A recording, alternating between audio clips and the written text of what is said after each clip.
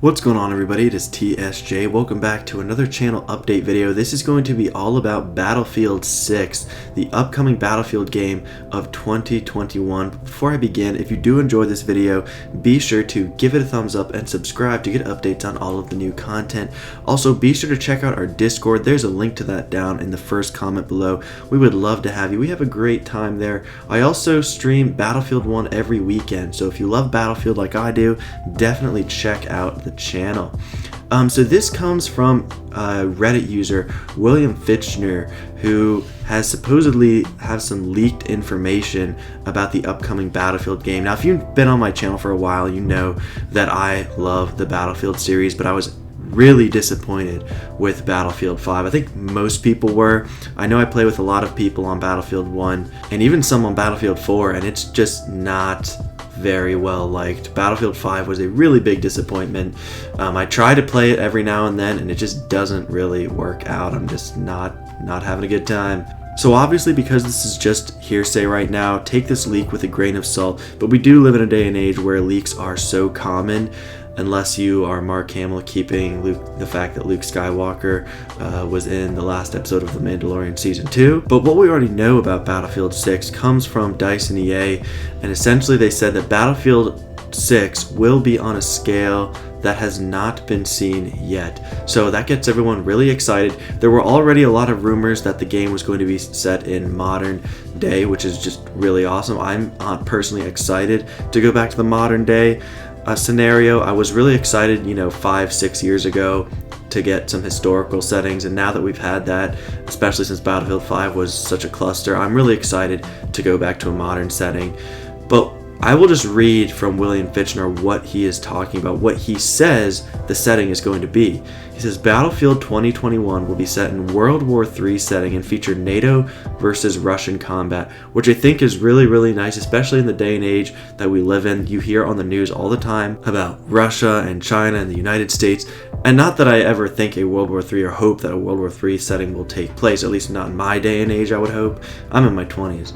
But I do still think it's a very relevant scenario to discuss. He continues by saying war stories will return in Battlefield 2021 and will track several soldiers from different countries as the war rages in every corner of the world. So it seems like you'll end up getting a multiple perspective of the combat. You might play as some Russians or Chinese. If this is true, Fitchner continues by saying one will feature a US Army squad fending off a Russian attack in the suburbs of America, which sounds really cool. I really enjoyed the Battlefield 3 mission where you actually played through the suburbs. It was really, really awesome. Another war story, he says, will feature an MI6 agent embedded in a rebel group in Eastern Europe. So it sounds like you're also going to be playing as a British agent as well, with the objective of stopping a Russian advance into NATO territory. So I do kind of hope that they do let you play as different countries such as Russia or even China for that matter. That would be really neat as well. Multiplayer, he continues, will be massive in scale and features 64 versus 64 combat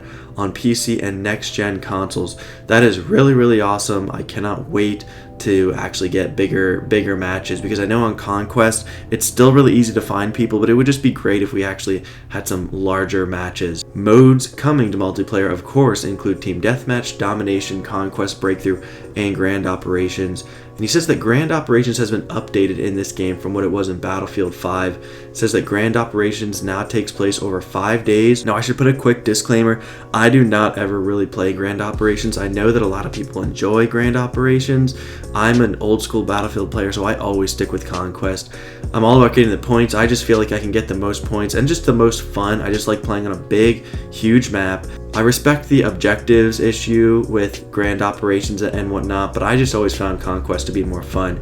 Anyway, he goes on to essentially say that the Grand Operations will take place over 5 days, and whichever team continuously wins over that 5 days will get advantages, but you can still win even if you've lost the other 4 games out of the 5. He just continues that it will be really, really difficult. He goes on to talk about some of the maps that are going to be in Battlefield 6 and goes on to say that one map is 1.5 times the size of Hamada from Battlefield 5, which I honestly can't think off the top of my head how big Hamada is. Is that one of the biggest maps in Battlefield 5? I'm pretty sure I heard that it was, which just makes sense. It would make sense that the maps in Battlefield 6 are much larger, much grander in scale. He goes on to talk about the objectives in grand operations and how certain teams have to set up forward operating bases, essentially defend or attack objectives, kind of basic stuff in grand operations, but then talks about unique features such as how each team is going to get a command tank with extra health and armor to defend it. So it seems like they're throwing in extra features throughout each day of grand operations just to kind of spice up the gameplay a little bit. If a team is doing really well and he is using the Russian team as an example,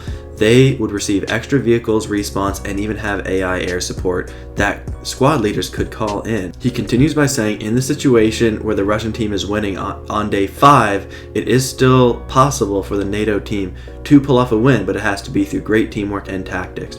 Well, that's really great because I know that Battlefield could definitely use a spice up of strategic play. And then he finishes off by saying, finally, I know of 3 maps so far, a suburban map, which is really awesome, a European city, which I'm really excited for, and a Russian forest map, which I would imagine is relatively reminiscent of some maps in Battlefield 1 like Argonne Forest. He finishes off by saying that is all the information for now. Now that is 10 days ago as of posting this video. And again, this all has to be taken with a grain of salt, but I do think that there is some merit to this. Even if he's just guessing, I do think we'll end up seeing a lot of this stuff anyway. We know that it's going to be modern combat. We know that it's probably going to be bigger combat as well. I don't think that DICE would stick to 32v32 on these next-gen consoles.